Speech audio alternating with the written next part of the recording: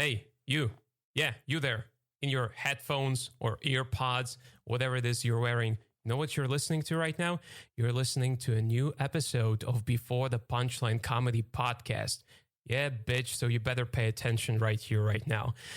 So welcome, ladies and gentlemen. This is the new episode of Before the Punchline Comedy Podcast, where we discuss the world of comedy as well as every other weird and fucked up thing that comes into our demented minds. And my guest tonight, who's he? My guest tonight has done plenty of things in his life. So he is your go-to technical support guy. He is your go-to currylicious guy. Curry and rice is his specialty. He is the guy who will sell you an elephant at the airport. And yes, if you still haven't figured out who he is Belarusian. Ladies and gentlemen, Arun Khurana, welcome to the show, sir. Oh, happy to be here, Kirill. So happy to be here. Thank you for such a lovely introduction. Yeah, nobody has guessed. Maybe I should have said Lukashenko, you know. Yeah, Lukashenko probably has this. Yeah. Well, anyway, so to give people who listen some background, you and I, we've known each other for 5 years now, I think. Was it 4 years? Maybe 2016? Yeah. I mean, you are one of the first people I met when I started doing comedy.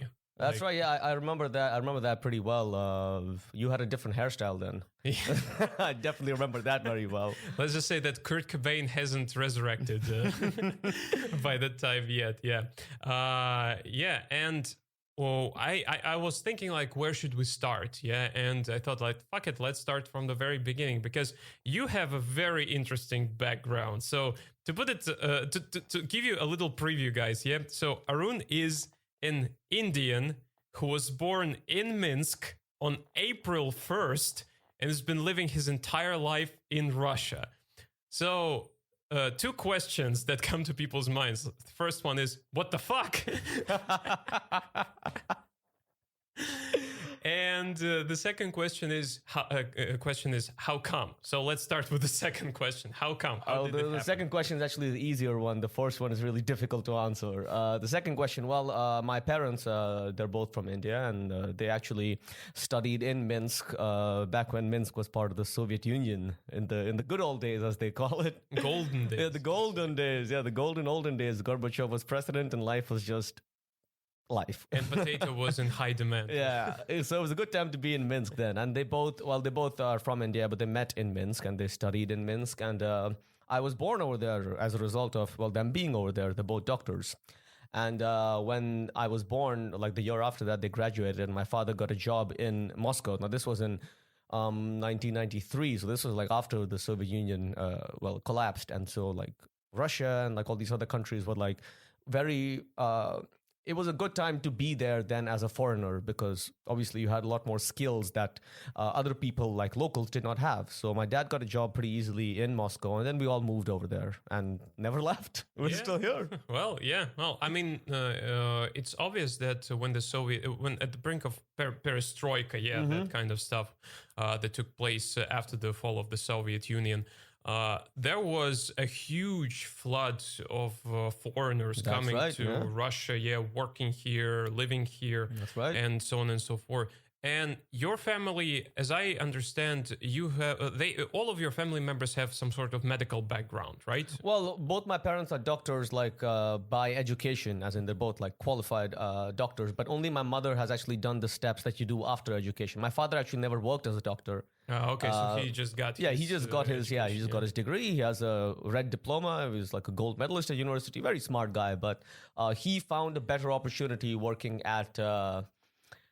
It was, I think it was a German company that had just opened an office in Moscow and they needed people who could basically speak in English and Russian. It wasn't like a very highly qualified job and somebody with like, obviously a smart person. And my father was one of those and he managed to get, around the time I was born actually is when he got his first interview, but he was still studying then. And so my father actually, as soon as he finished his studies, he immediately went to work.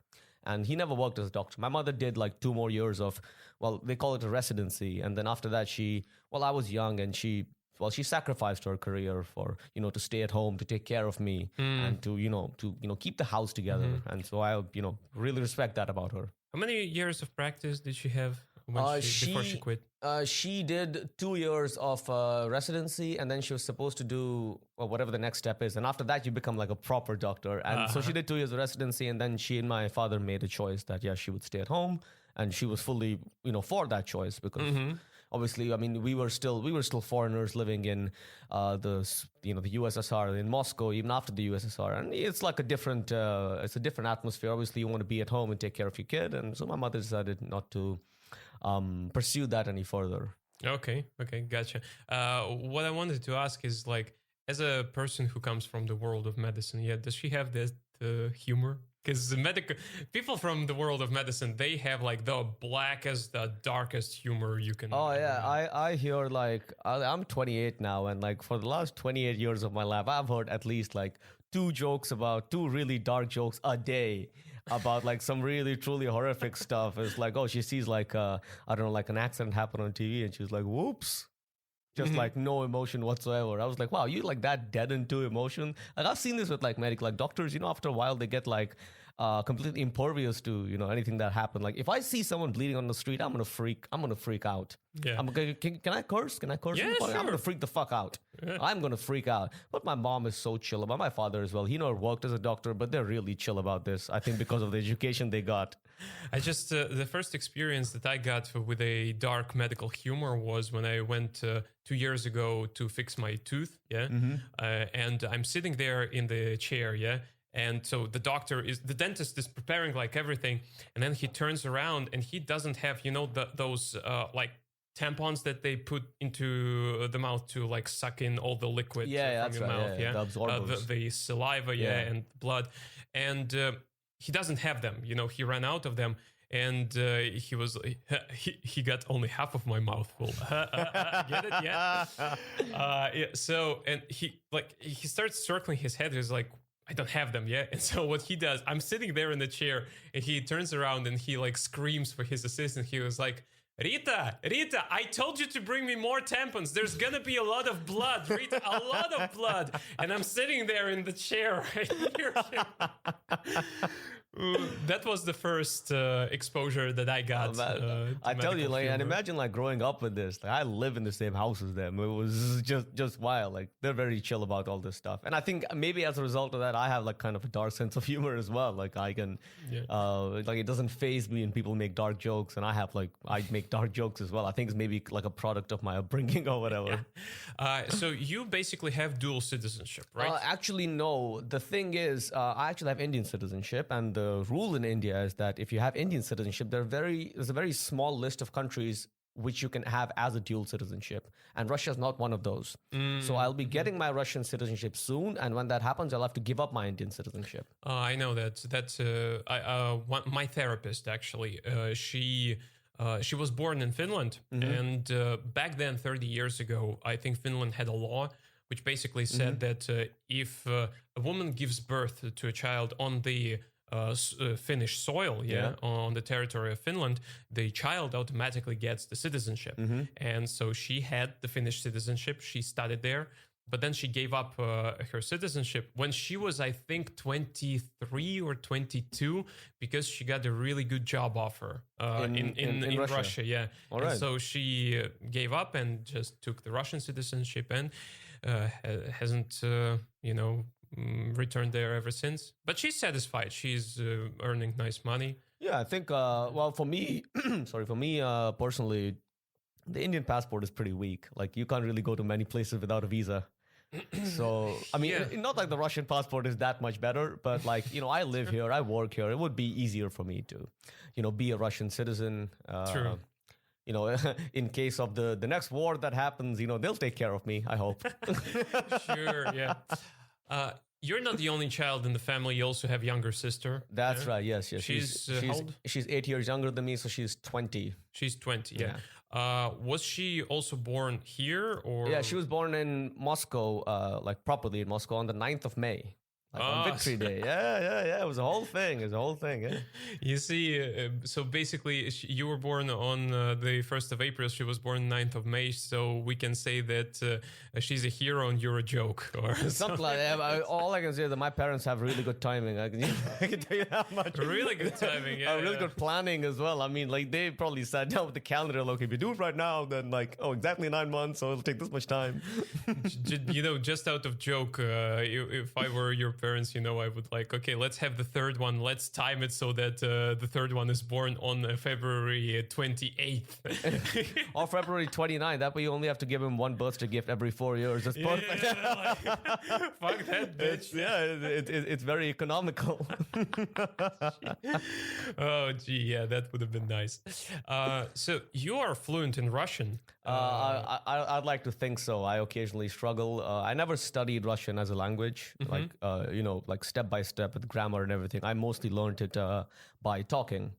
And of course, living in Russia this long, unfortunately, the thing was as I was growing up, I attended an Indian school. And so they taught us in English over there. I didn't have many Russian friends. The only Russian people that were in my life were my nanny. Yes, I had a nanny. Who is a lovely Russian, really. And the guys I played football with, who were like around my age, like 14, 15. And so like the first Russian words I actually learned were like curse words, like swear words. Yeah, and, I get it. Just like every other foreigner, probably. Yeah, so I'd say in terms of swearing in Russian, I'm very fluent. In terms of actual Russian, it's circumspect. I would say I'm much better now than I was 5-10 years ago. Oh, that's good. As far as I can say that your Russian's very good, like Thank you, really good. You can say that by looking at you, by listening to you, that you've been living here for a long time. Yeah, definitely. I think many people tell me I don't have an accent when I speak in Russian. And also, I think because it's such a big part of my work, because it's so important in my job, I try and make sure that my Russian is as good as possible. Your job is actually very interesting. We're going to go deep into that, but from the comedy perspective on that regard. Yeah, so that was a brief introduction to who you are, what you're all about. Let's switch to the comedy stuff. Basically. All right, let's do it. So you have been doing comedy on a regular and semi-regular basis for 5 years, I think. 6 years tomorrow. 6 years. 6 years tomorrow, okay. yeah. The 16th of November 2014 is when I performed for the first time. Anniversary, yay. Anniversary, yeah. And more than that, you were there on the first year when English comedy was actually basically born in Moscow. I was one of the first 4 or 5 guys who did English comedy in Moscow, yeah. How did that happen? Let's go through the process of like how did you ever decide to do stand-up? Oh, yeah, we got to hop in the time machine and go back to 2014. Actually, no, just shave. Well, I looked about the same. I just didn't have the beard. Still had the baby face and everything. And back then, I had just graduated from university, and my first ever girlfriend had broken up with me. She had dumped me over text. So obviously I was feeling really bad. This was like my first time in a relationship and everything. And so I was just sitting, I think at a cafe, and obviously I started working then. And so, but I had my evenings free now because, obviously no girlfriend, so like nothing much else to do. And I was reading the Moscow Times, which is an English language newspaper in Moscow. And I just flipping through it. And I usually skip through like the classified section, the ads and all. I skip through it. But this time I had like a lot of time, so I was reading everything. And I just see this like tiny ad that says, do you think you're funny? Do you speak in English? If so, come and participate in our English open mic, the first of its kind in Moscow. And then there was just like a number below that. And I'm sitting there reading it. I'm going like, yeah, I think I'm funny. I speak in English. I want to participate. Like, let's see what's up. Like, obviously, I'd watched stand-up before. I'd never thought I'd do it. And so I just called the number. And the guy who was on the other end was this guy called Ivan Yevitz, who's like a legend in the comedy scene. And he was the first guy actually who started doing English comedy. I think the first or second guy. But like he definitely like started the whole movement. And I spoke to him, and he's like, yeah, come by. We're having an open mic at this place called Cherry Cafe on Tverskaya on Sunday. And I was like, okay, yeah. And then I put the phone down and I was like, oh shit, I have to write some jokes now. It's like, I can be funny like in conversation, but like I never thought about actually sitting and like, with a pen and paper and writing stuff down. And so I was like scared shitless. And I was like, okay, I reached out to my friends and I was like, can you guys please come and support me? And I reached out to like three people. 17 people showed up to watch me perform. No word of a lie. 17. The word spread around and everyone came through. Dude, if it was a comedy competition, you would have won that day. Oh, yeah. I mean, I have used this strategy in later stand-up competitions. I can tell you that much. But it was obviously very sweet. And obviously, I was nervous as hell. I still remember, I still have the piece of paper on which I wrote my jokes. I written them in pencil. I still have that like sheet of paper. And the jokes were so bad.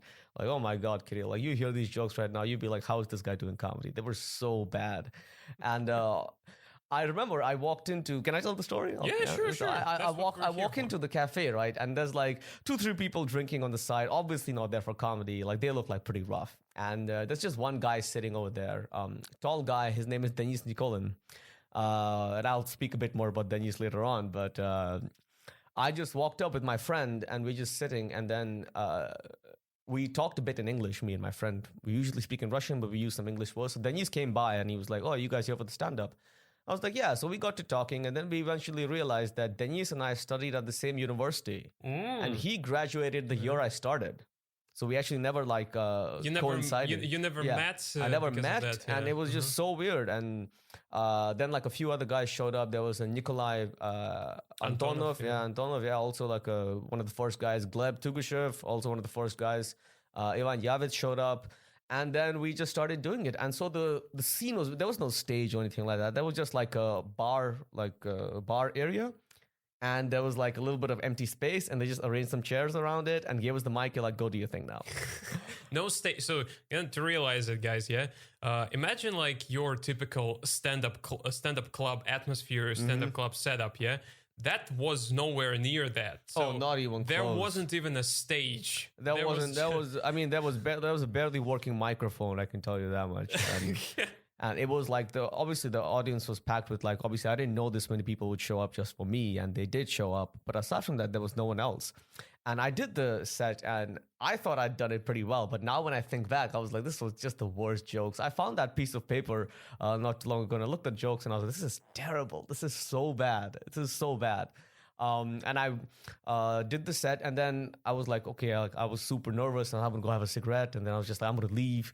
And so we left. And later on, the guys would tell me that they thought I was some like spoiled douchebag who just brought his friends and then everyone just left and they hated me at the beginning. They hated me. Great first impression. I made a great first impression. And these guys, with some of these guys, I did comedy for like 4 or 5 years. Like I just see these guys all the time. And this was the first impression I made.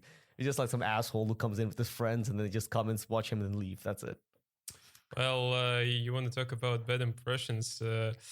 Like we are, I'm gonna drop this episode on the 29th, on the 22nd of November, yeah, because actually today, yeah, after you leave, I'm gonna record another one.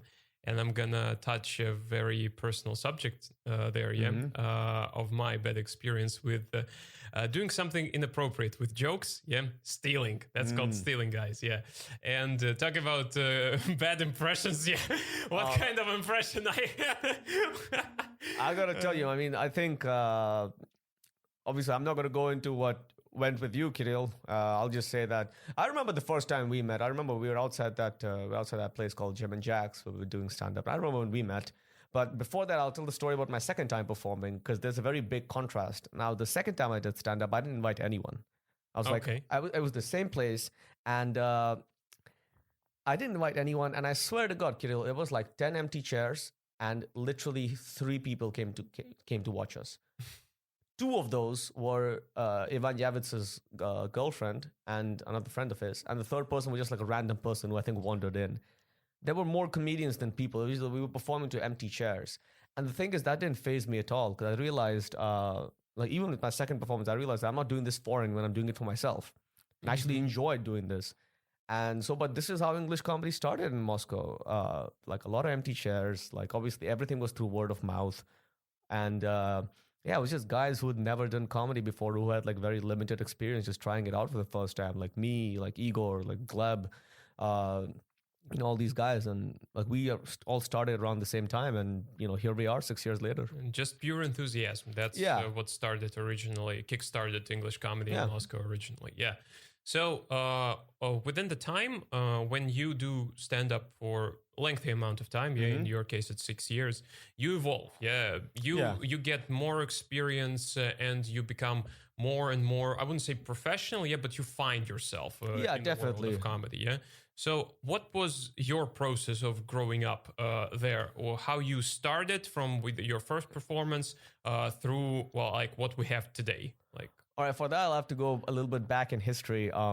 In January 2015, we started performing at this place called Jim and Jack's, which still is a very popular expat bar. And I was 2015. I was 23 then. I was 23. I was single, and I was doing stand up. And back then, like English stand up was still very new, so it was like a very a nouveau thing. It was very cool, and so. I'll tell you what, Kirill, for the first 6 months of my stand-up, I did it a couple of times in Cherry Cafe, and obviously it was a lot of fun for me. After that, I started doing it because it got me chicks. I'll be honest.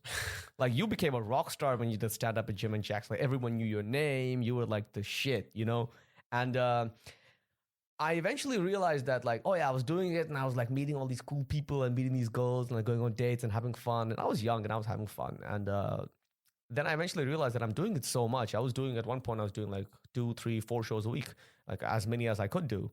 I realized that it sort of became less about meeting people and more about doing stand-up, because I also observed that other people who were doing stand-up with me were really focusing on their craft.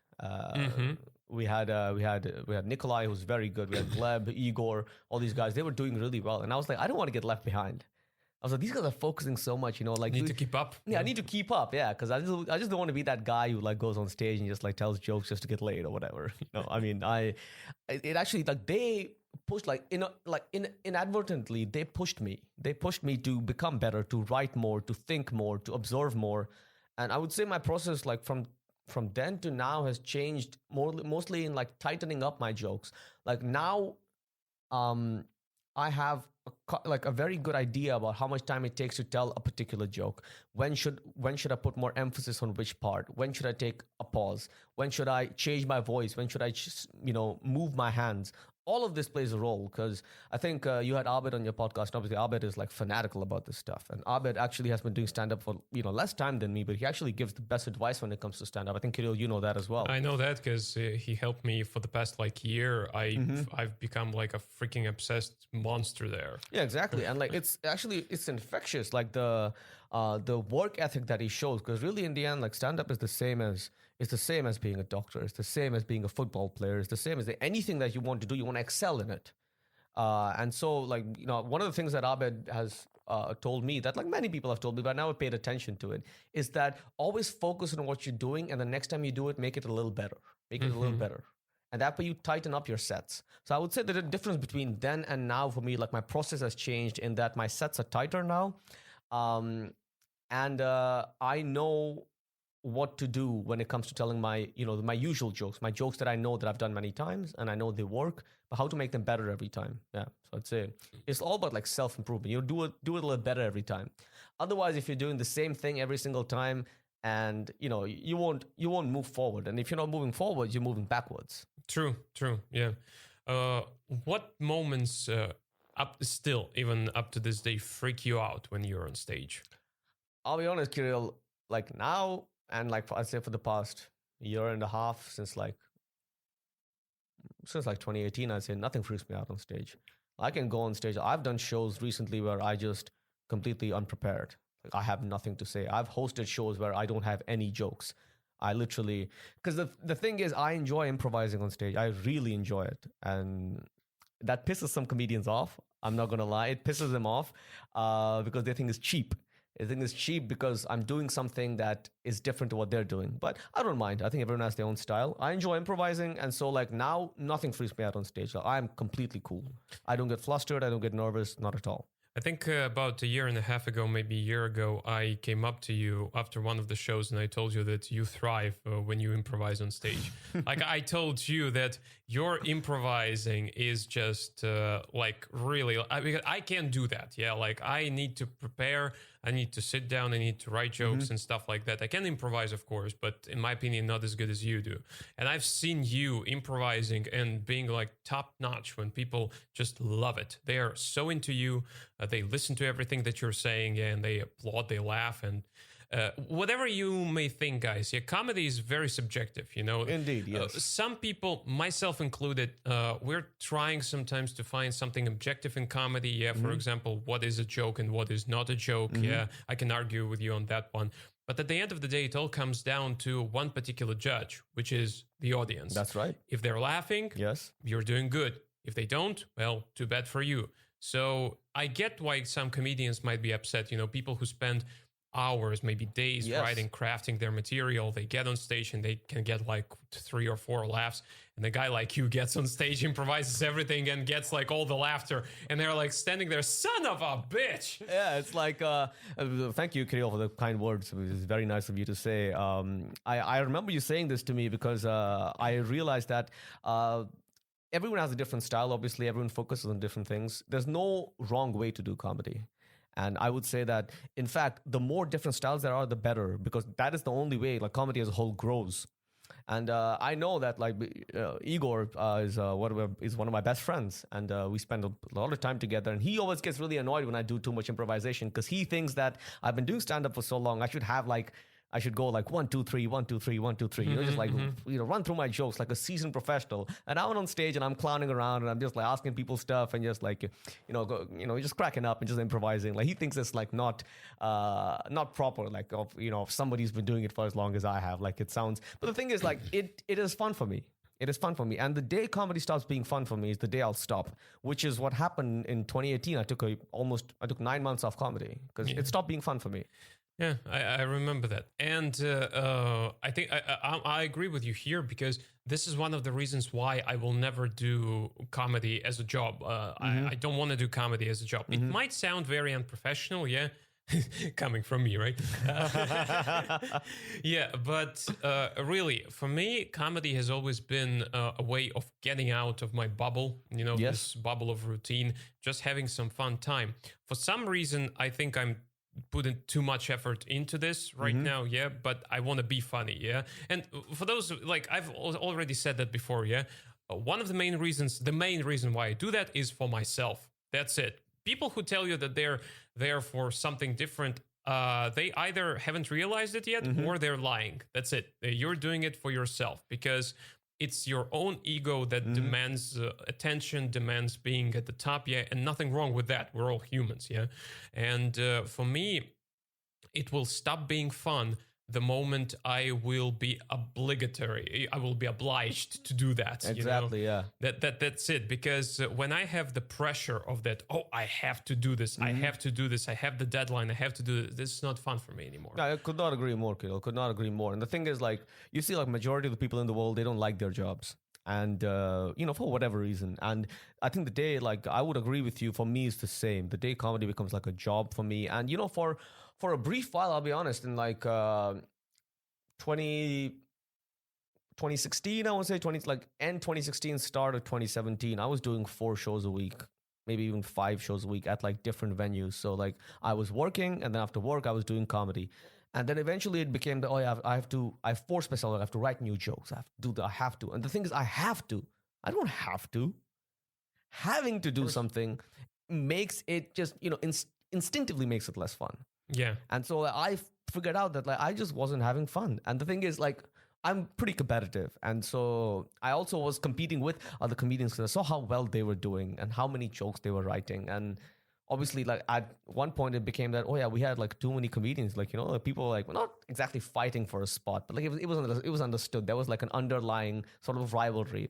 And this is actually one thing that I really like about the comedy circuit in Moscow and why it differs so much from other places. Because in other places, sure, comedians, they're like pally-pally with each other. But that there's like limited spaces up for grabs in places like New York, London, Chicago, Los Angeles, wherever there's like a thriving comedy scene.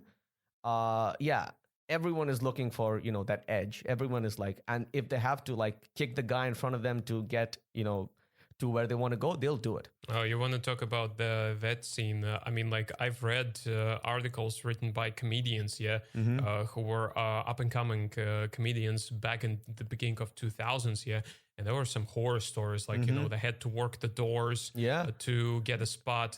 Some of them cleaned toilets. They had to set up chairs, they had to set up tables, they had to bring people, and all that for 5 minutes.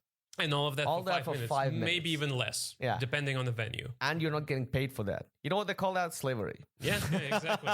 Exactly. I mean, and the thing, this is what I like about the Moscow scene. The Moscow scene, it's always been, all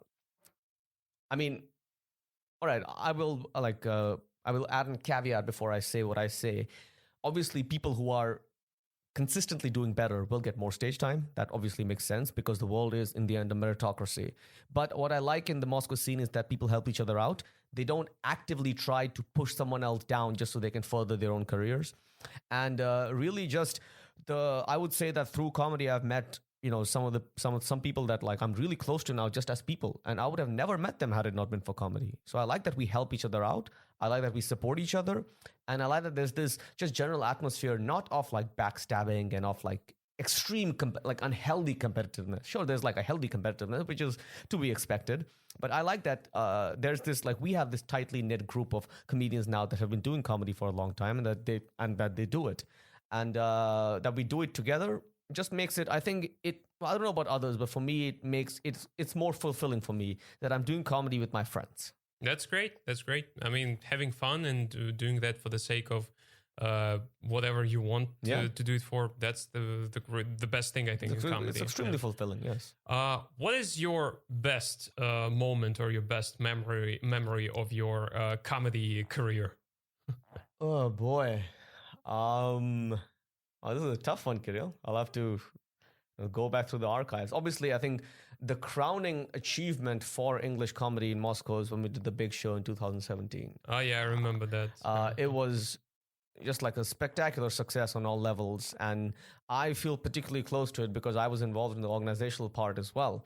I wasn't working then, so I had a lot more free time. And me, Igor Monday, and Denis Nikolin, who I mentioned before, the three of us, like, ran around to places, checked out venues, did marketing, looked for sponsors. Like I felt very close to that. And in the end, when we had almost 500 people, which was like by far the largest crowd ever gathered for an English stand-up show in Moscow, was just so rewarding.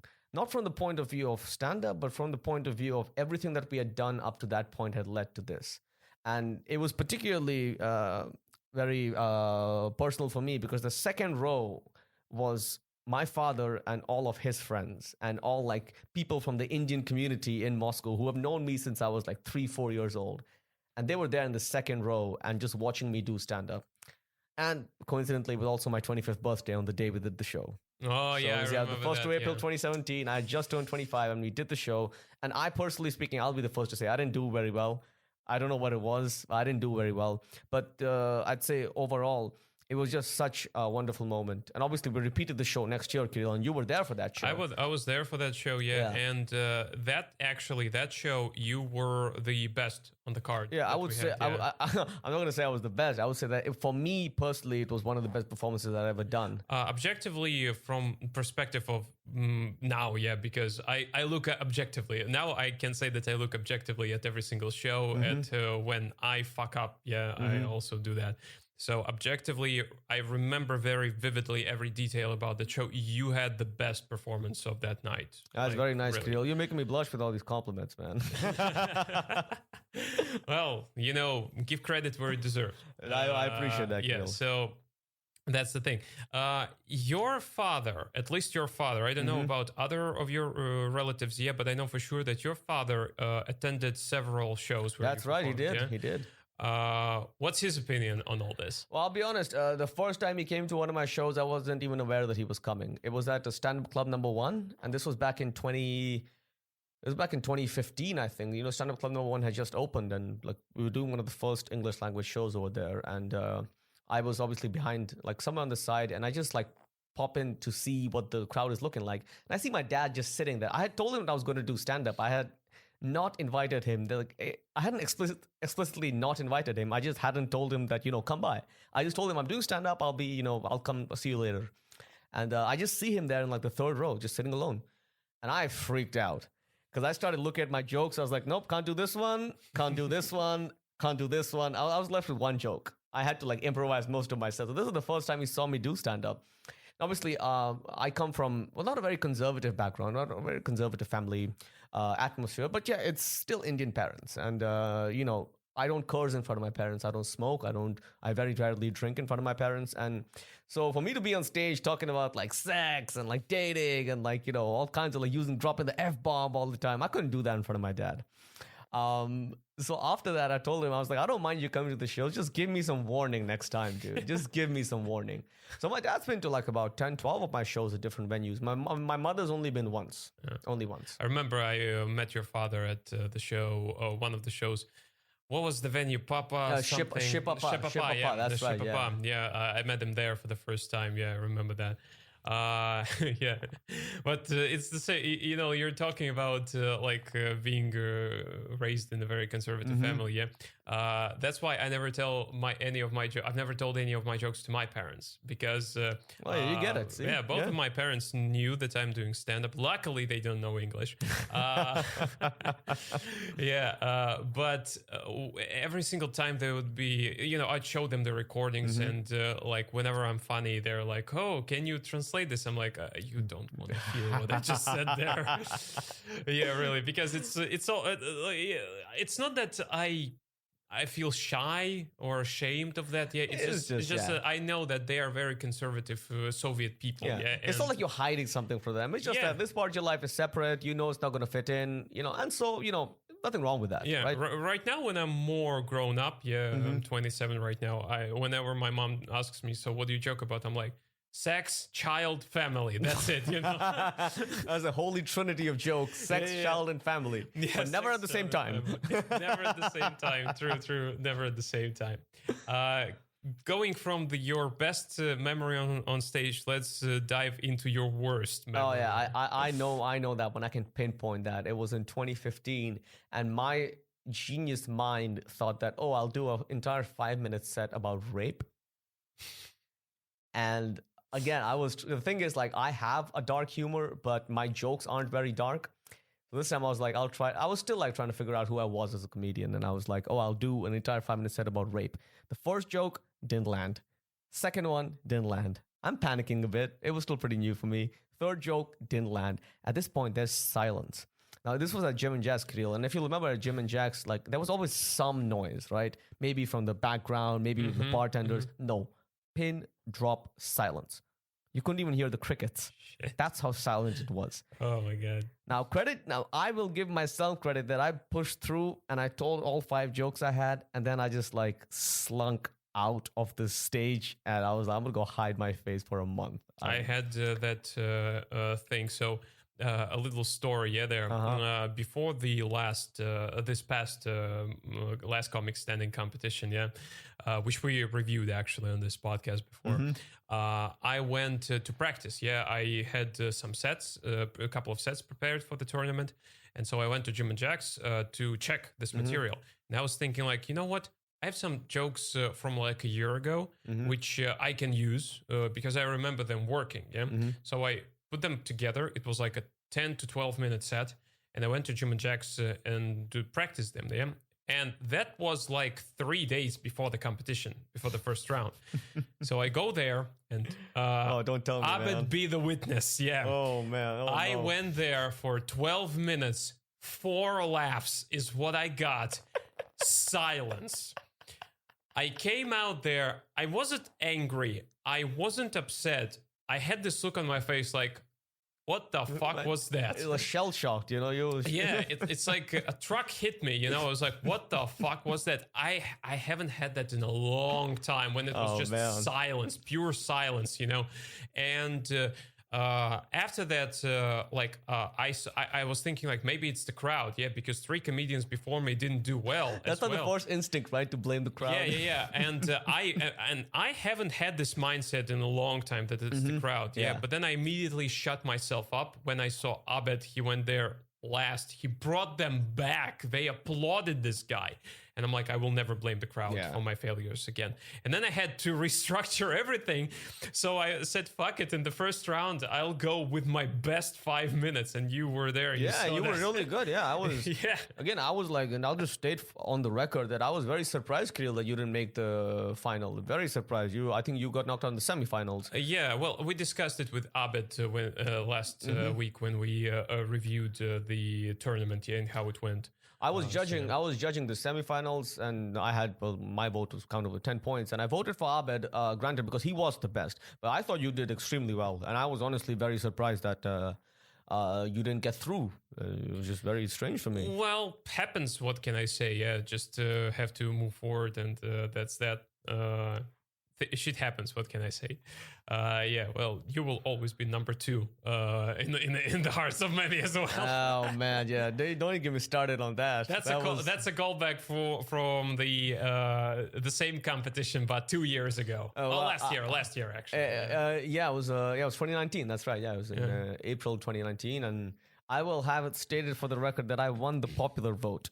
Just like Hillary Clinton, I won the popular vote, but then Abed Donald Trumped me. No, but to be fair, I will also state, like we're doing this podcast, I'll state on the record, Abed was the better comedian and is the better comedian. And honestly, he deserved to win that competition last year. No, the guy is amazing. And just to give Abed a little bit more credit, Jim and Jack is actually running English shows again. Oh, that's so, yeah. Yeah, we went there yesterday, and so it was structured a little bit differently. There were, I think, about 10 comedians there, yeah. Abed and I, we went there after stand-up club number 1, and we were there late, but we were on the list of performers, and apparently now it's like this system that people throw in the money to the bucket, and at the end of the show, pay as you want. Yeah, at the end of the show, they choose the best audience member. I saw that on Facebook. Yeah, they vote. Yeah, and Abed and I, we were the best yesterday. Yeah, like easily, like people clapped for us, and there was like, so how do we decide who was better? Yeah. And on the spot, like it's 5 minutes. It was 10:55. And for those of you who may be listening from the other countries, why the fuck do you do that? I don't know, but still. So here's the thing. Right now, with all the pandemic stuff, there is a law which basically forbids clubs and bars to operate from 11 p.m. till 6 a.m. That's right. So at 11 p.m., everything gets shut down. Because that is when coronavirus comes out. Yes, it's very nocturnal. Like mafia wakes up. This is when all this stuff starts happening. Yeah, and so it's like 5 minutes before the closure. We're like, how do we decide? And Abed goes like, let's do 2.5 minutes each. And I'm like, fuck, okay, let's do that. Oh wow, and okay. And I'm like, okay, I agree. And Adrian just gives me the mic. You're first. And I'm like, fuck. Oh, man. No, I did. I lost there about 40 seconds at the beginning because I was just shocked. Yeah, exactly. Yeah, you don't prepare. Shocked, yeah. And I didn't have time to prepare. But I got like 3 applause breaks. All the jokes landed. But Abed, he was just like from the get-go to the finish, he was just very funny. He's a professional. You know, I always tell this to Abed. I don't know if Abed's going to listen to this, but I always tell this to Abed. Man, like the amount of comedy he does and the amount of stage time he gets, obviously he's doing very well. But the few times I've seen him, because I obviously haven't been to many shows in the past few months or so, but a few times I've seen him, I'm like, be better. Not that you're bad. I know you can be better. I know that he spends so much time on this and his mind works in such a different way than mine, which is something I really appreciate about him. I'm like, you gotta be killing. You have to be the undisputed best English speaking comedian in Moscow. You have to be. If the stars align, I'd say that he has a really good chance of breaking out even on Russian television, because he does. That's right. He does. In Russian, that's right. I've seen his Russian stand up live. Yeah, he was. Well, Abed is Abed. Obviously, I was a bit biased because I've seen him so many times in English, but he did very well in Russian, and people are laughing and clapping. That's great. I'm happy to see him excel in another format. Yeah, that's good. But back to our topic. Yeah. Now, I actually wanted to touch maybe a more or less personal subject here, still regarding into comedy. Maybe it will be a little bit controversial. I don't know how it goes. The only thing I can tell you, just say whatever you want. You don't want to talk about it, we won't talk about it. But still, That's cool. You have been a part of English comedy in Moscow, since its inception back in 2015. Throughout the years, we've basically had three, let's call them organizations, which were organizing the shows here. Was MCB, Moscow Comedy Bar. That's right. It was EMC, English Moscow Comedy, and now we have STS, Still the Show Comedy. That's right. Two out of them, the MCB and EMC, they fell apart. Eventually, everything breaks apart. STS is running. They have their own comedy club right now. Everything seems really cool.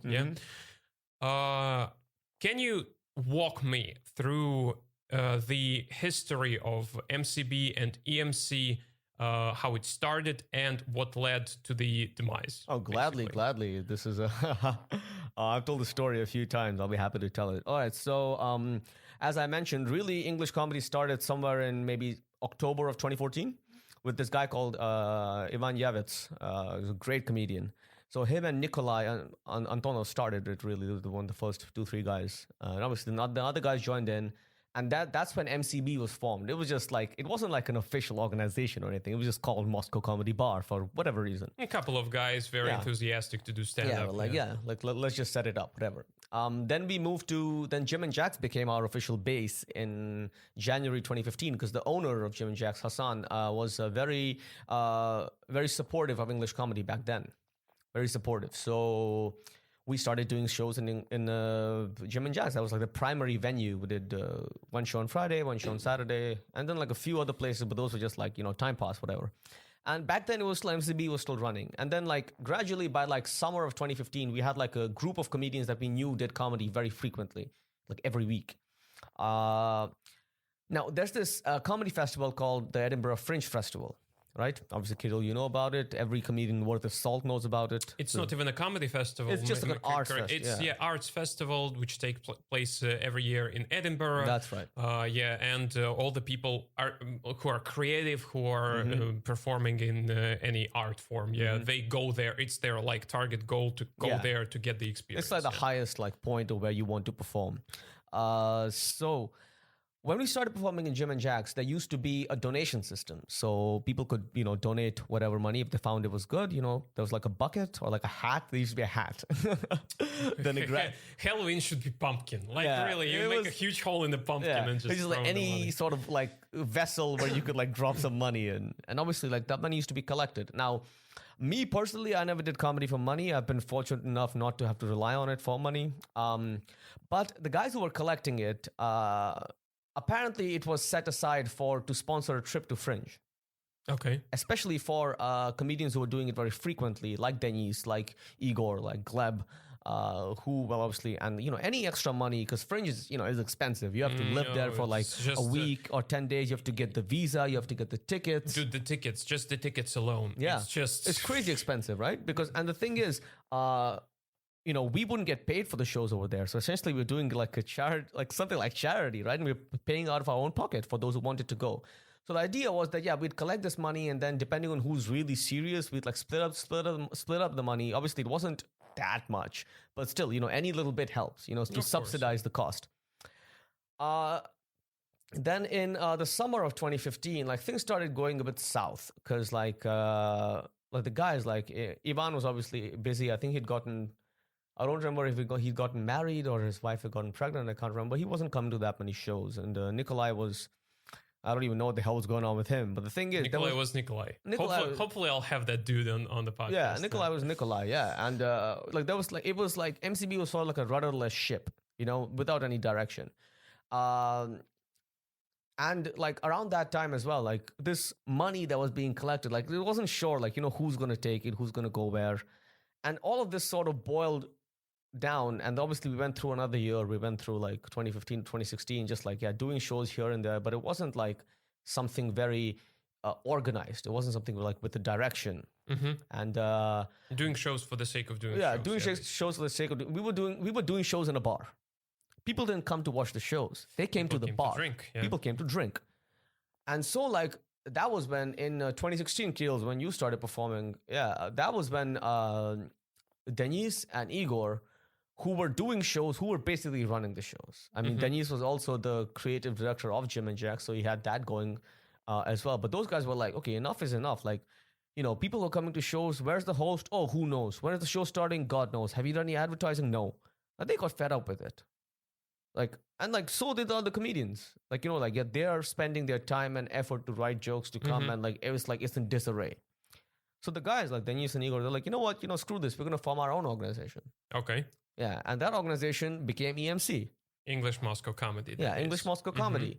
And they started really organizing things. They're like, okay, we have shows this days from this time to this time. You have to come at this time to sign up. We have our Facebook page. We have Instagram, VK. We're advertising the shit out of it. We have different venues. Like all this stuff was like done by Igor and Denis. And obviously, that's when Kirill, if you'll remember, was the great email fiasco. Do you remember that? Oh my God, yeah. Remember the email fiasco? That. All right, because for the guys who are listening, obviously EMC had started, but then it became a quote-unquote competing organization to MCB. Yep. And then the question was like, oh yeah, if there's a show of MCB and EMC, which one do we go to?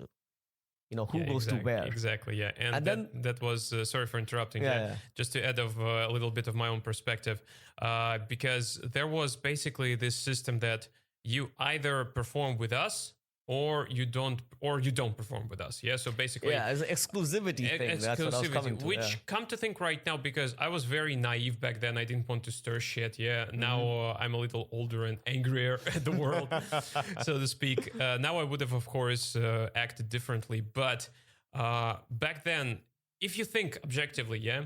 So it's English comedy in Moscow. Guys who want to improve their craft of writing jokes and performing in English, yeah, take as many chances as they can. Yeah? Exactly. Stand-up club number one, Yes.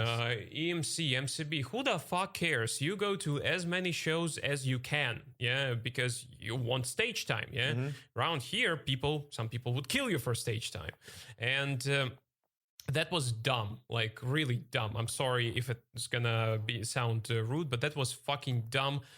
To basically forbidden comedians from performing elsewhere, because it's not like I'm coming there in the shirt that's in a t-shirt saying fuck EMC, you know, or something like this.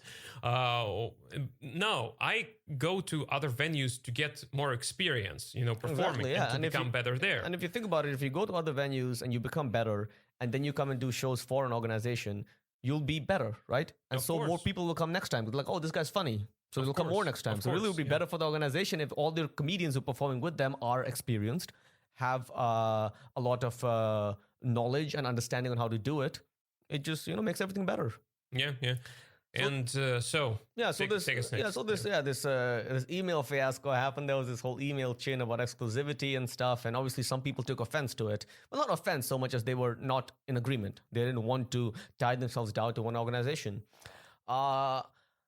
I, from the very beginning, thought that it was extremely stupid to even like split up organizations, because the fact of the matter is English comedy, no matter how much it's grown in these like 5-6 years I've been doing it, it's still a very niche thing in Moscow. Compared to Russian stand-up, it's like nothing.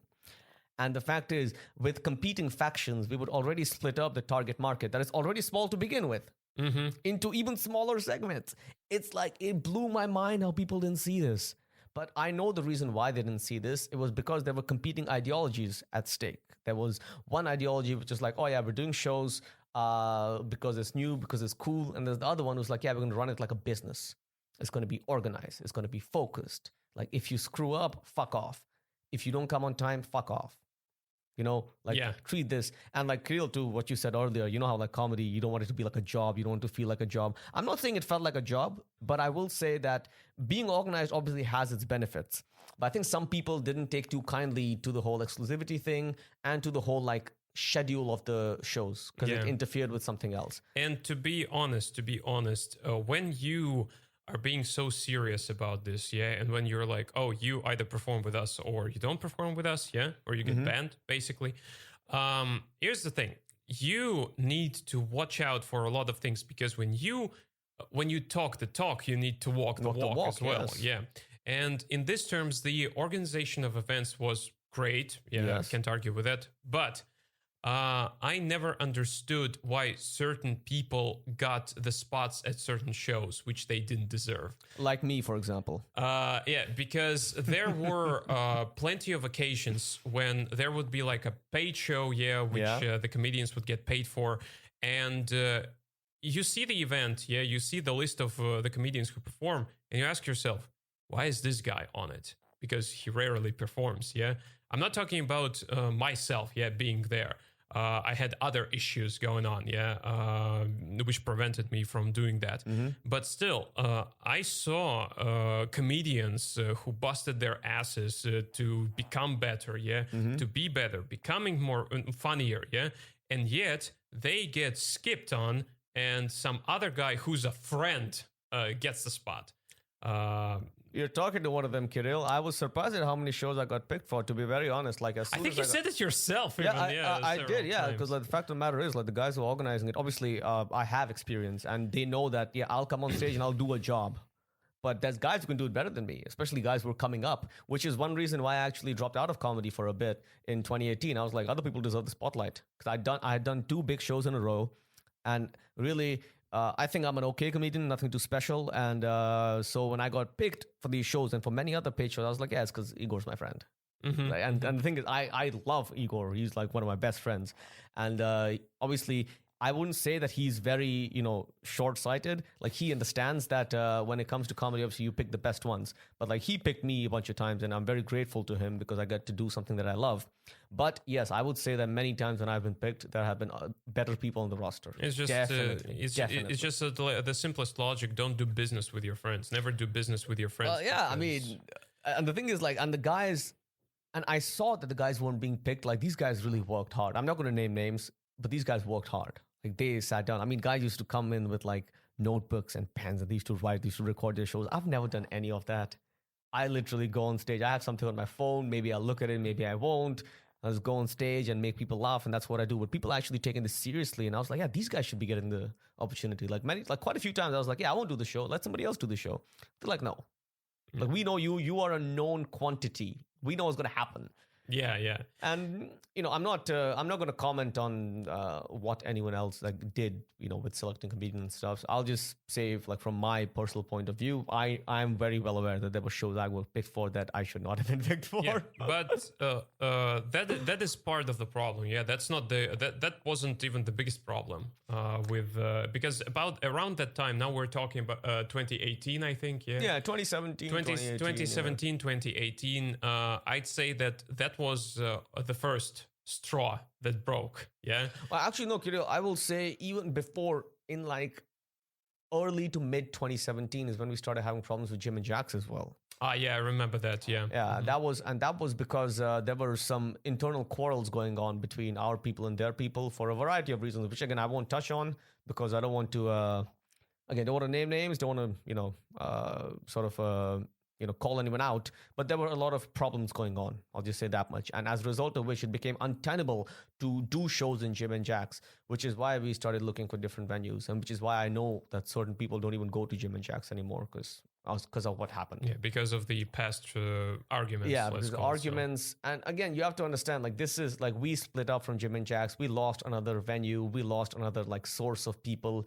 Again, I didn't really get it. Now, granted, when it comes to organizational stuff, I've only been involved with EMC, and that too, I did social media for a bit, and then I was like basically the sort of like, guy in reserve. If like one of the guys can't show up, I'll host a show. I'll set it up. I'll do this. I'll do that. Whatever. I'm there. And the thing is, I just did it because I wanted the organization to succeed. I didn't really care about all these feuds, all these like, misunderstandings. I was like, man, fuck this. Really, I mean, let's have some fun. Yeah. Not only let's have some fun. I mean, you are splitting your target audience. Like, again, what I said before, it really blew my mind.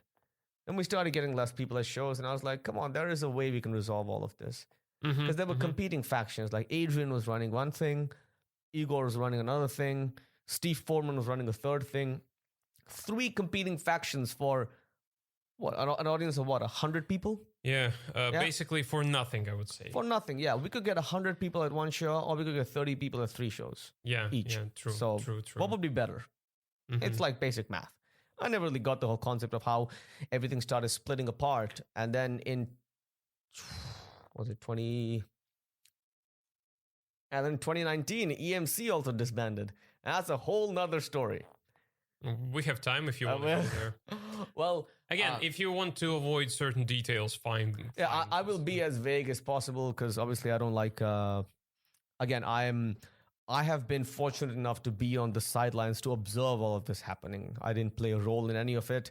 And again, I've kept comedy very separate from the rest of my life for obvious reasons. But EMC split up again because there was a dispute between the organizers. There was a dispute between the organizers, and certain things were said and certain things were done that I'm not going to mention, but I will categorically state that I was very much against what was done, which resulted to EMC breaking. But Oleg, who is the founder of Steal the Show, started taking on more responsibility when he was with EMC, which I really appreciated. I love Oleg. I don't find him particularly funny, but again, that's nothing against him. That's just maybe, his kind of humor is not really for me. But that's nothing wrong with that. He does very well. He's a seasoned comedian. He's done shows all over Europe. He's done the Fringe Festival. And I respect him very much, not only as a comedian, but as a person. Because he took the reins of EMC when all this misunderstandings were going on with other people, and he steered the ship back like he did, and without even asking for anything. Yeah, that's true. The guy just saw that there is a chance to take and make it into something, and we have Still the Show. Yeah, and eventually, as a result of things became so messed up that him and Igor, they realized that this EMC thing is going to work out anymore. We need to branch out. We need to do our own thing, and this time do it properly, even more properly than EMC. You think EMC was made because things had to be organized? You know how Steal the Show is organized. Yes. That is prime. It's to a T. No bullshit. No second chances. No nothing. Here are the list of rules. You follow these rules, we are happy to have you. And you see the venue, Kirill. I don't know if you've spoken about the venue in other podcasts, but the venue, not so much. But we can go into there. Oh, the venue. What these guys have done is nothing short of astounding. I've seen firsthand how much time, effort, and money Igor and Oleg have put into this. And to be honest, I never expected them to do this. You see the venue, how it is now. You see how the shows are run now. They have created a business out of nothing. Yeah. And you think how before it was we're collecting money in a bucket? Hell no. Still the Show has a bank account now. We're legit. It's a registered company. Are you kidding me? This is very, very impressive. And paying taxes, by the way. Yeah, paying taxes, by the way, for the FSB who's listening. Very much, the logo is service. We're paying taxes. Don't worry. We're paying taxes. Yeah. And I've, again, like I said before, been very fortunate to observe this, not only as a comedian, but also as a friend. Obviously, me and Igor are very good friends, and me and Oleg also, I'd call him a friend.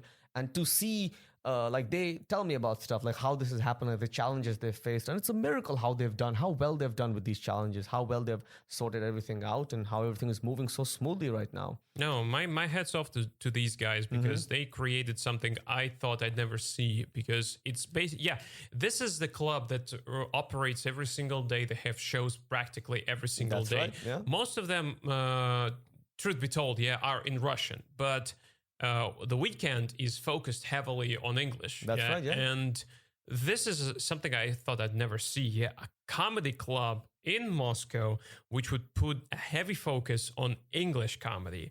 Now, this is really something I wasn't expecting, and my hats off to these guys again. I never would have believed fantastic it. job. Kirill, if you had told me 6 years ago, 5 years ago, when I started doing this, there'd be this kind of club right now in Moscow, I'd be like, get the fuck out of my face. I don't know what kind of pipe dream you're talking about. It's never going to happen. And then these guys actually did it. And when I see how far English stand-up has come, this is a very important moment in the development, the growth of English stand-up. And you see there's actually a club now. Actual club. No renting, no bars, no nothing. No managers, no bartenders who would shake the cocktails and making noise while someone is performing. None of that. This place is dedicated to one thing and one thing only, that is English stand-up. And that is, that is stand-up. I'll say that is stand-up, yeah. But with an emphasis on English stand-up, and it's all thanks to these guys. Obviously, I will though say that, and as I've said many times, the show, the venue, the organizer would be nothing without the comedians. Of course. Without the comedians. And the fact that you guys put in so much, we guys, sure, I'll count myself in. I'll drop by sometimes, I'll drop by sometimes, yeah. I mean, to see you guys put in so much work, so much effort to be better, to do better, to spend this time traveling to, traveling from. It still takes time, Like you live in Sokol, Kirill. Like Yeah. it takes you time. You have a wife and a kid, but you take the time out, and that's very impressive. And that's what I keep telling Igor and Oleg as well. I'm like, guys, the number one resource of this club is not the venue, it's the comedians. Of course. Without the comedians, there will be no club.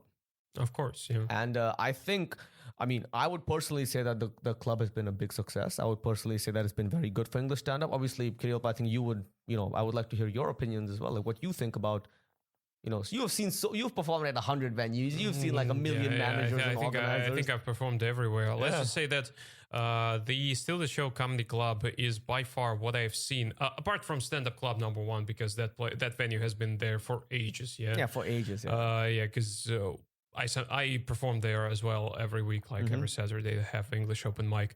But apart from the Stand Up Club number one, this Still the Show Comedy Club is the venue, the single venue which is targeted specifically on comedy, on organizing shows, and which is more important, paying attention to small details. Because all of these small details, when they go out of control, it turns into a snowball and it becomes a debacle. I could not agree more. Like a perfect example, Jim and Jack's, where you would have bartenders mixing and shaking cocktails, making huge noise when someone is performing. Like, how does that affect this? When you have tons of people ordering at the bar, like making basically 2, maybe 3 lines, 3 cues, 3 different cues to the bar, talking to each other. They don't give a shit about what's going on the stage right now. And this is something that's not going on. Even such a small detail as when a host, right before introducing a comedian, the first comedian of the night, he drops a very simple line. Guys, please don't talk while a comedian is performing. That is very important because trust me, I've seen shows going to shit simply because a host doesn't say that. And here's the thing, people will oblige. People will obey, basically, because people understand everything, even if they came there to have a drink, if they're not bloody drunk, bloody drunk, they will get it, they will be like, oh, okay, I shouldn't talk probably when a comedian is performing. Is the right thing to do, is the polite thing to do. Of course. And one other thing that I really like, the Still the Show shows, they have become very competitive in terms of the crowd and very challenging, because this is the first place where English stand-up has been held throughout the years in Moscow, which I remember has the crowd specifically coming there for stand-up. Exactly, yes. And they are expecting these jokes. To compare this, other shows, when it's not like a comedy club, when it's a bar, when it's a simple bar, you've seen that as well before. Absolutely. When you come there and like people are either drunk or they just came there like, oh, here to learn English or something like that,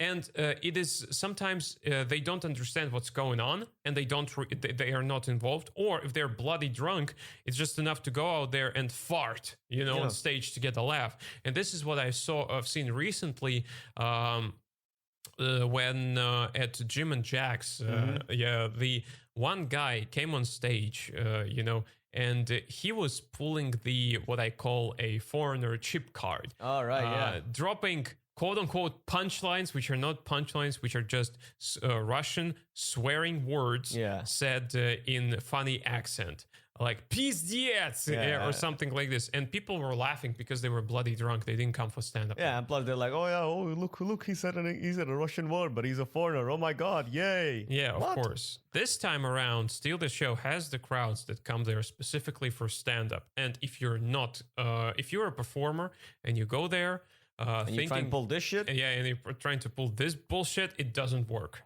Yeah, that's a very good point, actually, Kirill. I didn't think about it that way, but that's a very good point. The level of professionalism has really risen.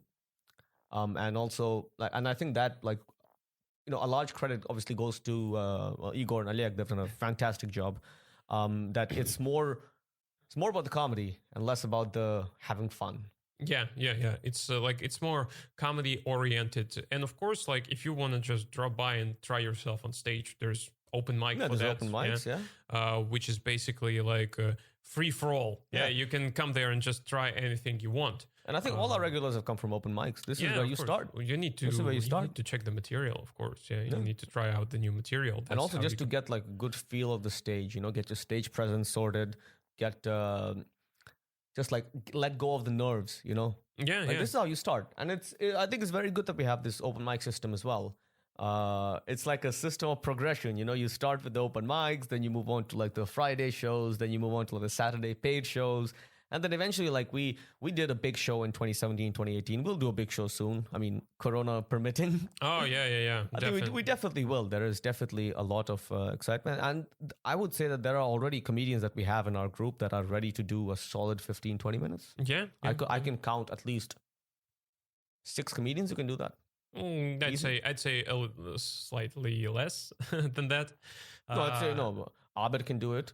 Igor can do it. Alek can do it. You can do Igor it. can do it. Well, we'll see if I can do that because I haven't done a 20-minute set in years. Like, and I'll have that chance come 2 weeks. You can do it, Kirill. Don't sell yourself short. I mean, I'm objective. Yeah, I haven't done that in years, so I can't say if I can pull out. See, the thing about people think that I have a lot of material. Yeah, I can but it'll pull be enough 20 minutes. In reality, first of all, it's not 20 minutes usually. Yeah, it's much shorter than that. And plus, there is other aspect. When people come to the show expecting you to be a comedian, to actually be a comedian, it is very difficult to hold their attention for the entire 20-minute time span. You need to realize your every joke needs to be funny. One thing I've found, Kirill, that helps with holding people's attention for a long time is if your jokes have a logical progression to them. Yeah. So, if you form it like a wave or you form it like a flow chart, one joke leads to another. And maybe like 3 jokes in, you can call back to the first joke. It keeps people's attention because they're like, oh yeah, because their mind subconsciously starts to think. Yes. Yeah, I've heard this before. Oh, well, all right there. Okay. Exactly, yeah. Cue the laughter. And this is one of the ways how I like to structure my jokes in my set. There are comedians who just write jokes on different topics, and then they're like, oh, I need to check these jokes, and then you hear them on stage for 5 minutes, and it's like, let's say they pull out 6 or 7 jokes, and all of them are on different topics which are not connected logically whatsoever. It's difficult to follow, right? You lose the audience. Yeah, you lose because the audience, you're talking about cocaine now. Next, you're talking about children. Now you're talking about church. Now the government. Now the COVID. Like, wait a minute. Yeah, like it's all over the place. Am I It's all over watching? the place, Am I watching Russia Today? Yeah, what's wrong? What's wrong? Yeah, and this is how I like. I prefer to structure my sets that one joke floats into another one, and everything comes together eventually.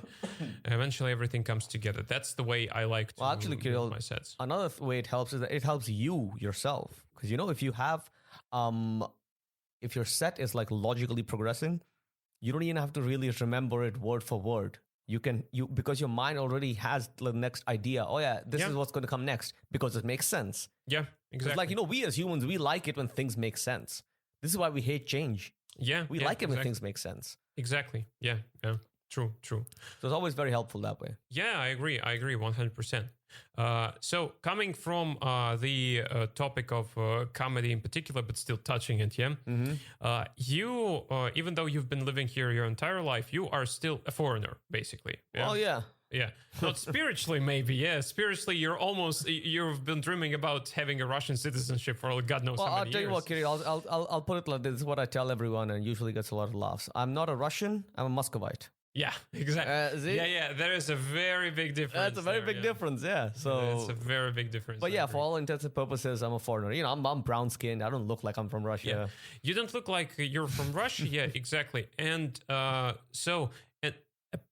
obviously, because of this, because you don't look Russian, you look like a foreigner, you get into some situations, connected to this, Definitely. This is what I want to talk about right now. Now, tell me about your favorite situation that you got into because you're a foreigner in Russia?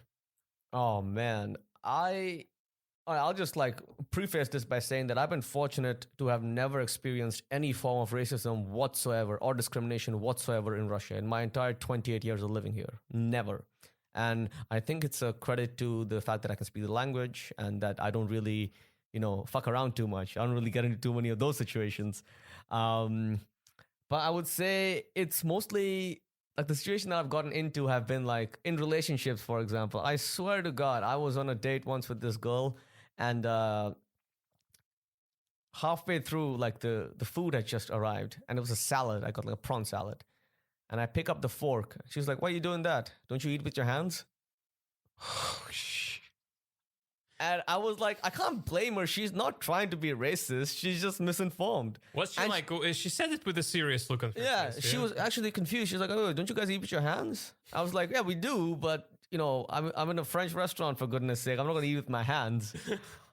And it's like it's like these kind of things. I would say it's not discrimination. It's not like attempted to be racist. Actually, like when I hear things like my friends who live in like England or the US, for example, like some of them are like colored. They're like, "Oh yeah, we won't come to Russia. Super racist and dangerous for foreigners." I was like, "What the hell are you talking about? It's more dangerous where you live than it is over here. Over here, foreigners are treated with respect." I would say that the key to living in Russia as a foreigner is a very, very simple concept. Don't fuck with Russia. Russia won't fuck with you. True. Very simple. You don't start shit, you won't get anything back. I've lived 28 very calm, very peaceful years in Russia using this concept. It's very easy. I don't fuck around. I don't go around like, talking shit or trying to start something. No. You could be very successful and very happy living in a wonderful city like Moscow, where it's becoming more and more globalized every day. And with people like Kirill, you and I are friends. Yeah. Yeah, but 10 years ago, could you and I have been friends? Probably, yeah. Yeah. But you tell this to anyone living outside Russia, they're like, "Oh my God, wow. So like you're cool with Russians, they're cool with you." I'm like, fuck yeah, they're cool with me. They don't give a shit that I look the way I am. Stereotypes. Yeah, stereotypes. And this is like what really pisses me off about. Like every time I go anywhere outside the country, I sing Russia's praises. I adore this country. I am fortunate enough that my father has made his fortune in this country and that I'm making my fortune in this country. And I could not have made it anywhere else. Mm-hmm. And I have been to over 40 different cities in Russia. I've been to small. Yes, yeah, exactly. I feel like that was the topic. That's where right? I wanted to lead this topic because thanks to your job, you have got a chance, a really rare chance, even for people who live in Russia, to travel all over Russia. Mm-hmm. Just to give you a little background, you are basically in the world of working in the business of medical equipment. Not quite. I work with pharmaceutical machinery. So medical equipment is something like an X-ray machine. Pharmaceutical machinery is something like a machine that makes capsules, for example. Mm-hmm. I sell those machines. Mm-hmm. Okay, so you have your own company. Yeah. I operate my own company. Yeah, and that gave you the opportunity, of course, to travel all around Russia, That's right. looking for new clients, signing up contracts, and getting experience. Oh yeah. Oh my God. And I know for sure that you have a couple of really good stories. You heard some of those stories. Yeah, you heard some of those stories. Them, but people who are listening might not have heard that. Well, so take us through those stories. Well, the first thing I like to say is that Moscow and Russia are two completely different places. Oh, of course. Moscow is the capital of Russia, but it could not be more different. You go 200 kilometers outside of Moscow, it's a different country. And I've been all over Russia. I'm talking north, south, east, west, everywhere. You find that you would be surprised. I remember when I told my mother that I'd started my own company, and I told my mother that I'm traveling to these cities. She actually got concerned for a second. She was like, "But like you've lived in Moscow all your life. You've been sheltered. Like you go into these small towns and cities. Like they might not take too kindly to foreigners." I was what is beyond the wall? Beyond the wall. Like the wildlings, the wildlings, there could be danger. I was like, it'll be fine. I've been to like tiny cities with there's like 40,000 people living there, there's like 50,000, 60,000 people living there. And I swear to God, I get treated the same everywhere, Kirill. Obviously, there have been like some instances of like, unconscious, not even racism, just like, not understanding that there's like other kinds of people. I think it's like something new. Yeah, that people saw something new and they didn't know how to react. It's something new. I tell you what, I was in this city called Vladimir, right? actually not quite. I was on the outskirts of Vladimir. It's about 200 odd kilometers outside of Moscow. I was on the outskirts, visiting a factory, and it's a very small town. This area, it was very small. So there was like a couple of shops, like a bank. This was like the city center, which is like a couple of shops, a bank, and like a couple of these like cafeterias, like Stelovas, right? And so I walk in with my Russian colleague, and the people, like the lunch ladies who are working over there, they're just looking at me like this, like with the eyes wide and stuff, like whispering amongst themselves. And I order in flawless Russian, which like the food, and this blows their mind. Like I swear to God, one of them actually shook her head once to make sure that she's listening, she's hearing what she's hearing, she's listening correctly. And then she puts the food and she's like, "Oh, you speak so well in Russian." I was like, "Yeah, thank you for that." They're like, "Do you mind if we take a photo with you?" They actually took a photo with me. I imagine they're gonna send this or like show this to like their families or whatever. Like, look at this. There's like some guy who looks like he's from fucking, India or like some other country far, far away, and he's speaking fluently in Russian. And I really like these kinds because the thing is, I have always found that I don't understand foreigners who come here and don't learn the language. I don't understand that. I don't understand it in general in any country in the world, but especially in Russia, where knowing Russian is such a massive advantage. It gives you such a big leap forward. And I think that it's the ultimate sign of respect when a foreigner speaks your language. Yeah, true. I would say the same in India as well. If a foreigner speaks Hindi, I automatically respect him more because it shows they've put in the time and effort to learn your language, to communicate better with you.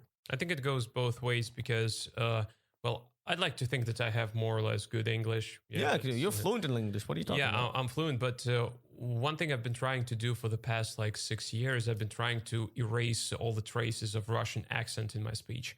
Every now and then it slips. Yeah, I'll be honest. But I've been very grateful and very proud of myself when we would have expats who would come to our shows, or even other comedians who would come from abroad, whose native language is English. Yeah. And I talked to them and they're like, "Oh, where'd you learn the language?" I'm like, "In Russia. I've never gone abroad." Never. And they're like, "No shit." One of them actually said it from the stage. He was like, "When I first met this guy, I thought that he's some kind of KGB spy or something like this." Hey, I mean, Kirill, maybe you could be. I don't know. Maybe I am. No, maybe you are. Considering the fact that KGB is no more. Yeah. Maybe you're one of those sleeper agents who didn't get the memo that the KGB is no more. We'll get the KGB back together again. Make KGB great again. Hashtag make KGB great again. Yes, exactly. No, Kirill, your English is really good. I found that you speak it all, I'd say fluently. You could hold your end in a conversation for ages. And the fact that you and I both speak each other's languages, but we still talk in English, is a credit to how good your English is. Yeah, thank you. I would also say that growing up in Moscow, if somebody had told me 10 years ago that we'd be having this many people speaking in English at our shows, I'd be like, come on. 10 years ago, 15 years ago, hardly anyone in Moscow spoke in English. And they made it a point not to speak in English. Yeah, exactly. Yeah, it was like a whole thing. And now everyone, you have, obviously the city has become very modern, right? There's in the subways and stuff, there's everything's in English, the menus are in English, the signs are in English, that's all fine. But the people are trying so hard. I actually was at a restaurant not too long ago with my parents, and the waiter actually came up and he was like, "I can speak in English. Shall I help you?" I was like, "No, thank you. We speak in Russian, but this is amazing." 10 years ago, if you didn't speak in Russian, get the fuck out. Yeah, you can order fuck you. You're fucked. Yeah, too bad. Do you know where you are? You're in Russia. You speak Russian. I know foreigners who've lived here for 4 or 5 years don't speak a word of Russian. That blows my mind.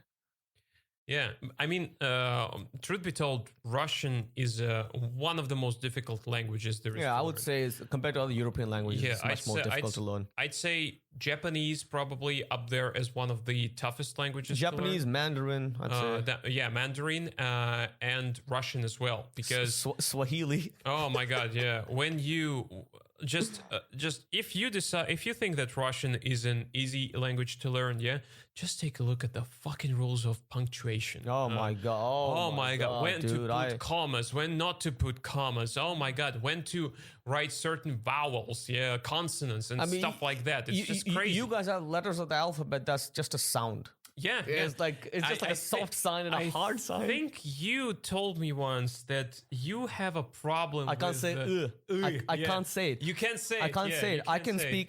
The thing is, it's like I never learned Russian, obviously, as I said before, but I think it's like an Indian thing because I've never heard an Indian say the sound properly. Yeah. Just can't say it. And it's a funny story how it sometimes works, yeah. Because I hope that I will not fuck this story up right now, yeah, because it's the story that my wife told me. So my wife works for a Japanese company, yeah. They produce and sell VIP sanitary equipment, and her boss is Japanese, yeah. The guy is Japanese, like to the bone, and in Japanese they don't have certain sounds, you know, they don't pronounce certain sounds, yeah? Like, for example, the sound t, yeah? Like, for example, in the word затем, which means then in English, yeah? They don't pronounce it as t, yeah? They pronounce it as ch. All right. Yeah. Okay. All right. I see where you're going to Her now. boss told the story when he was driving and he was like using Yandex Navigator, yeah, and he had the assistant, yeah, turned on, like he was, and they at some point the navigator goes like, I'll say it in Russian, yeah, через 300 метров поверните налево. Затем направо. And he heard it as зачем направо? Like, why turn right? Such a philosophical question for this guy. Poor man must have been so confused. Like, is my navigator trying to have like an actual deep discussion with me now? Yeah, exactly. Like, turn to the left, but why right? Yeah, but why right? Yeah. Exactly. And this is part of those peculiarities of different cultures and languages. Yeah. But you know, Kirill, I will say this. I know personally many foreigners, many Indians, but also many foreigners who have done very well in Russia. Yeah, definitely. And all of them, sure, they speak Russian with an accent, but they speak Russian. And also, they make it a point to, well, I'm not going to say it's my concept, but what I said, like, you know, don't fuck with Russia. Like, don't cause problems. This is a great country with a lot of opportunity. Don't be an idiot. Yeah. It's like fairly obvious. Don't start shit. Yeah, of course.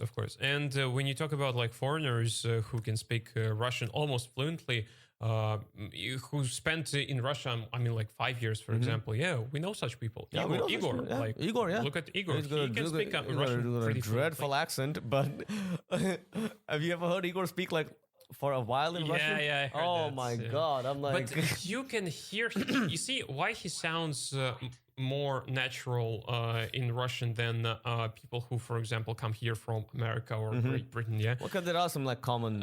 he is from Croatia, and that's like almost like a Slavic country. Yeah, so there are like words in common, there are like sounds in common, with his language as well. But, just guys, just a small tip: don't ever confuse a Croatian for a Serb. Oh yeah, that does not end well. He will kill you for that. I mean, granted, Igor's like not your usual Croatian; he's a short guy, but yeah, I mean, like the proper Croatians, you don't call them Serbs. That's gonna end very badly. Yeah, exactly. Oh man, it's been such a fun conversation. We'll definitely do this again because there are definitely much more stories. But two final things I wanted to talk to you about. First of all, you are I believe the first ever guy, a comedian in the world of English comedy who got your personal roast. That's right, yeah. That's never been done before. We had a couple of roast battles where that's been right, like pairings, you know. But this time around, it was the first ever roast of one particular person where a couple of comedians roasted him. And that person just happened to be you. You volunteered. I did. And I'll explain why. I myself love to watch roasts. Like, you know, those celebrity roasts they have on Comedy Central. And they've done like Justin Bieber and James Franco and like a bunch of stuff. I love watching those roasts. I love it. And the thing is, it's not even that I care about the person who's getting roasted. It's just like the atmosphere, you know, and the ribbing going back and forth, and there's like all these like jokes with like, you know, callbacks and references. Like I love that kind of humor. And so I've been campaigning for a long time that we should do a roast. I've been telling Igor on like constantly we should do a roast. And he kept saying no, but like, you know, there's no reason for it. Like why is there a reason? Like we need a reason. And finally he was like, you know what, fuck it, let's do a roast. And I was like, shit, yeah, let's do my roast.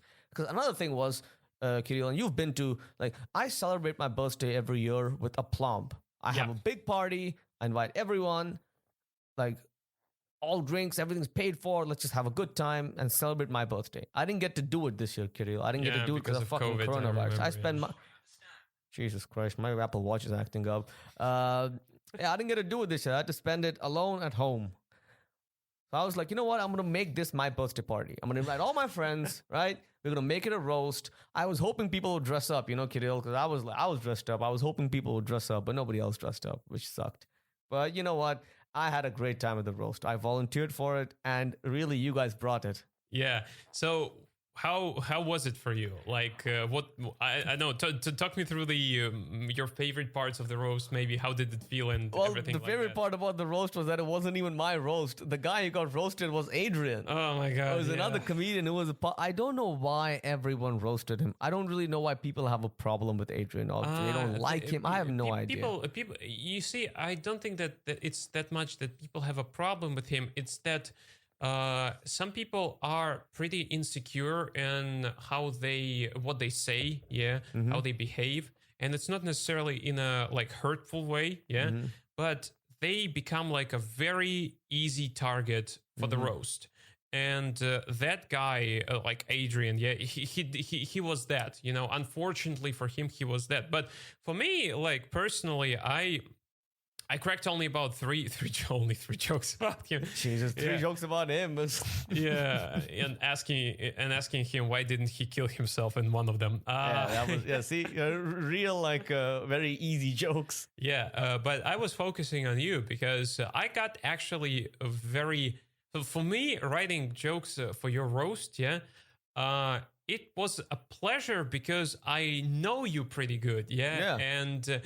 But one thing that actually was said, if we talk about the people who were the best at roasting that night, I'd give an edge to Oleg. He was the best for one simple reason. He took it not as a friend's roast. He took it as a roast. Like where you're trying to destroy a person. That he raped me with a couple of his jokes. Oh, he destroyed Adrian though. Oh my god, he killed him. Are you kidding me? Yeah. Oh my god, that was even you when he got to you. There were a couple of things. He was. Thing is, like this is like shows like his talent as a comedian. Yeah, and he was, I think, the only person who actually took it as roast, where you're like, we're not here to be friends. I'm here to rape you. Exactly. It's not like I don't want things to like. I don't want to make you feel bad. I want to make you feel bad. Are you kidding me? That's the whole point of a roast. And things I was ready for that.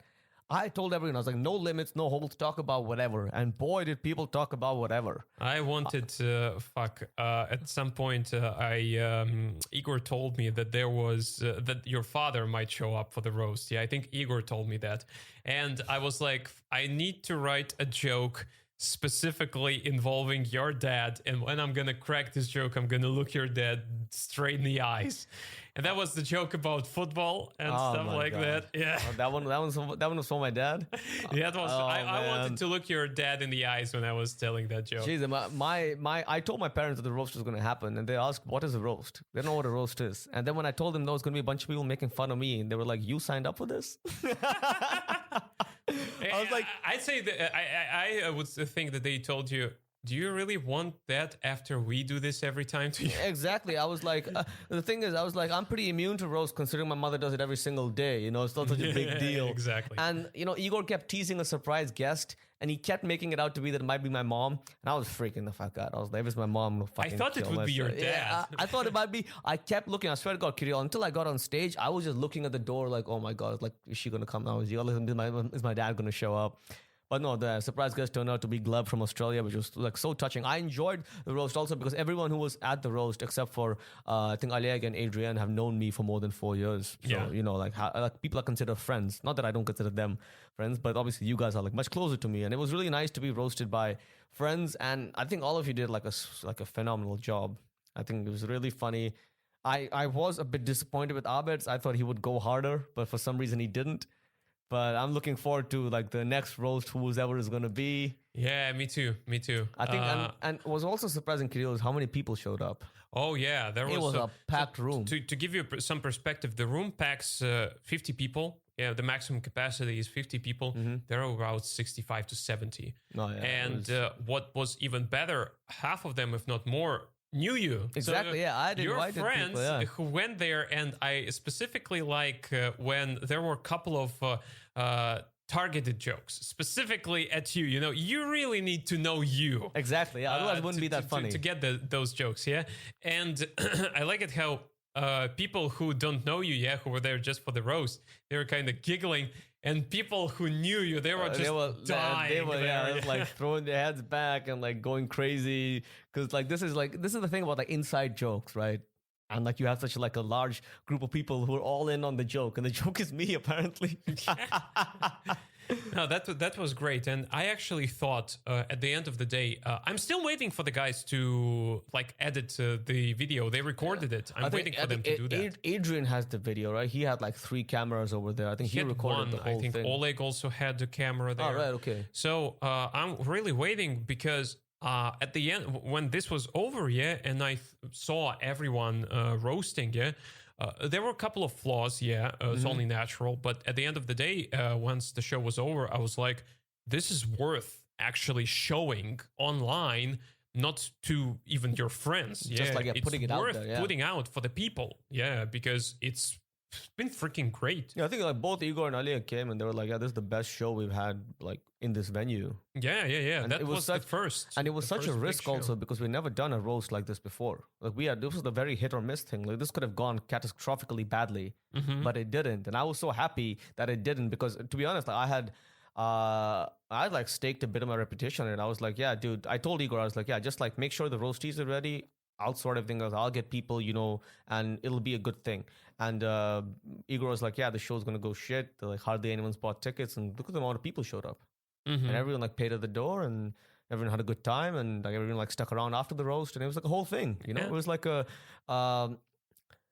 I'm looking forward to the next one. I don't know who's the next one is going to be, but I'm looking forward to it. I think it's only logical that the next, that eventually, I don't know about the next roast, but eventually it should be the roast of Oleg and Igor. Yes, I was just going to say that. Both of them, because I was going to say that, yeah. I'd say maybe the first, at one of the anniversaries of the club, like on that specific date or maybe that week, it should be the roast of them both. As the co-founders of this the guys club, running the thing. Should be the roast. And I think like, we as comedians, we have some complaints we'd like to address. We have some things we'd like to say to them, right? Oh man, like I remember, I remembered a couple of jokes from that roast, that we had. I specifically remember your joke about 5 minutes, which you pulled on Oleg. Oleg, right? Yeah. Oh my god. When I'm having sex, I'm like 5 minutes, not more. 5 minutes, not more. I'm taking a shit, and he's like, "Get up!" He's like, "Your time is up." I was like, "What do you mean my time is up?" He's always on my ass about this. Yeah, so that was funny. Like talking about the jokes that stick in your head, in your mind. That was great. So I love the show. I really loved it. It was a lot of fun, Kirill. I was so happy that you were there. I was happy that Igor, Oleg, all these guys, guys that I know. Like, I wouldn't want to be roasted by a bunch of random people. That would have been like really weird. But it's by friends. And I think you guys really brought it. I was surprised that everyone did so well. No, good for that. Yeah. Oh, well, man. Thank you for coming. Thank you for doing that. And thank you for having me. Before we finish, one last thing that I ask every single comedian who comes to this podcast. Any advice for the people who are listening to this and probably want to try do stand-up for the first time? Well, I'd say before you try doing stand-up, just ask yourself what you're doing it for. Obviously, there's a variety of reasons. You could be doing it to impress a girl. You could be doing it to work on your public speaking. You could be doing it to make people like you. You could be doing it because somebody dared you, whatever reason. Once you've figured out that reason, see if that reason makes sense for you. And if it does, go with it wholeheartedly. Yes, it's going to be difficult. Yes, you're going to have nerves. Yes, you're going to bomb. Yes, people are going to say your shit. That doesn't matter. Because once you've understood why you're doing it and you believe in that, you have enough self-confidence to overcome all of these problems. I would just say that, yeah. Figure out what you're doing it for. Everything else you can learn. You'll pick it up. No, truth spoken from the baby's, Indian's mouth. Yeah, and well, on that note, we're gonna wrap up this episode. So thank you for listening. For those of you who were listening with us, hopefully it's a hour 40 minutes, man. That's a long freaking episode. An hour and 40 minutes. An hour and 40 minutes. Jesus, we've done this. Yeah. fucking hell. So thank you guys for listening. Thank you, man, once again for doing this. The first and hopefully not the last time on the Pleasure show. was all mine, Kirill. Thank you. Yeah. See you guys.